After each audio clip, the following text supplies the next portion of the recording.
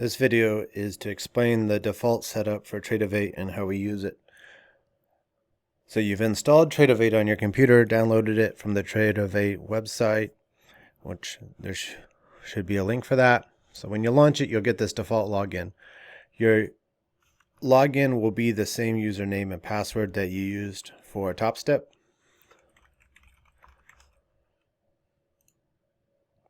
Choose simulation. We're not in market replay. You will get your first login. It'll look different than what I have here. So what you'll want to do is up in the top left, click the plus button, go to import from file, and you can get the Tradovate basic layout from the Discord server. Import that, and then should look like my setup. A quick walkthrough of the setup. So we start out with the ES tab. There's multiple tabs I have here, but ES is the one we work with when we use the 15-minute chart. On the right side here, we have the various prices that the market is trading at in the ES. The ES is the micro futures for the S&P 500. On the left here, these are the volume profiles for the previous day. We can see here, this day here, this day here. This is the regular trading session volume profile because the market trades during the night.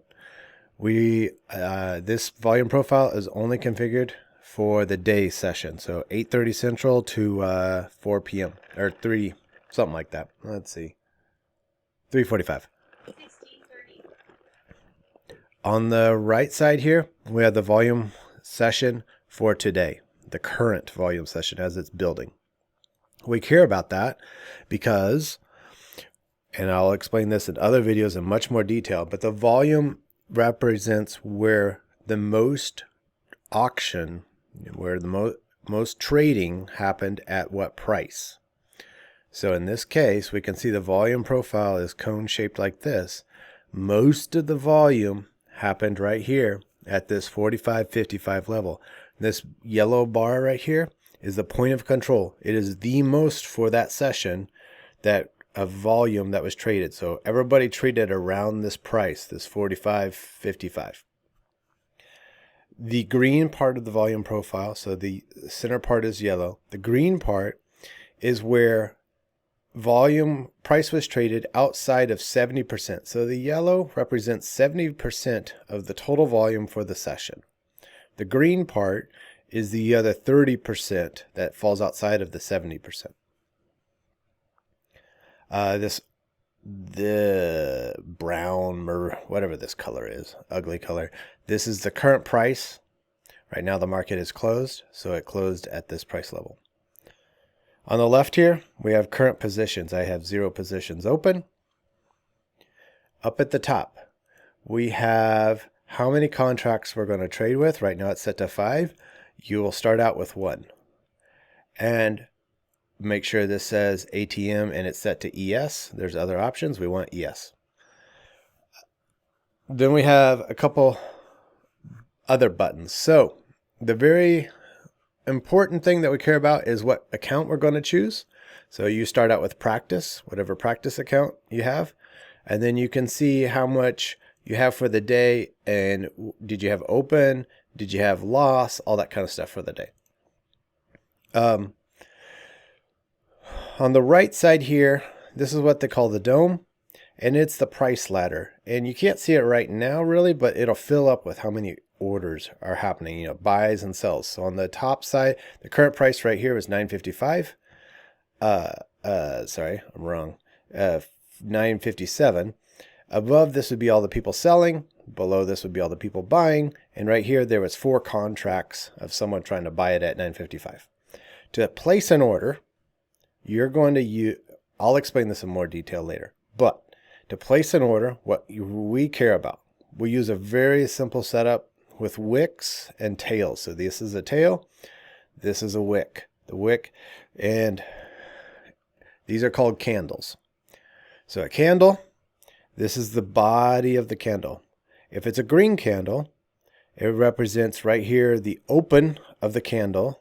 So this candle opened at 245. Yeah.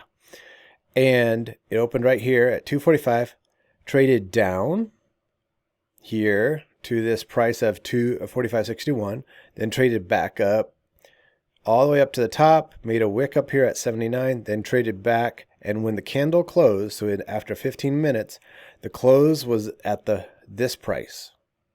Now, for a red candle to happen, it means that the close was lower than the open. So it opened here. See, we can see it crossed over to this candle, but it closed down here. So green candle, it closes above the open. Red candle closes below the open. Wicks are above, tails are down below. So to place an order, we would want to go what they call long. So we're going to buy a position. So you move your mouse up to here, left click, you'll get a menu. You got buy or sell. So we choose buy. I will get an error because the market's not open, but I'm going to demonstrate. So I choose buy one limit. And it doesn't happen, but it'll place a pending order here right now. And so when price comes down all the way to here, it'll get filled. And what it'll do is also place a stop. As you can see, when I mouse over it, the buy order happens at the 52 level, the stop or the sell. So if we had it wrong and price continues going down, once it crosses the 45.50 25 level where this red line is, it would close out the position so we don't lose all our money. And then our target is way up there at the 45.77, 75. That's where it closes and take our profits. Flip side, if we want to go short, this means we basically sell to open. So we sell someone else a contract and we're hoping to buy it back later at a cheaper price. So we loan out a contract is basically how you can think about it. So we would put it right here and we would sell a limit one. It's the same thing except it's flipping it around. So our stop is up here and our target's down here. That's how we use this interface. It gets that simple. If you make a mistake, you can always go up here to the exit at market and cancel. It'll flatten you out. It'll cancel all your positions so you're good. That is the basic setup. It doesn't get any more complicated than that. And it doesn't get any more simple than that.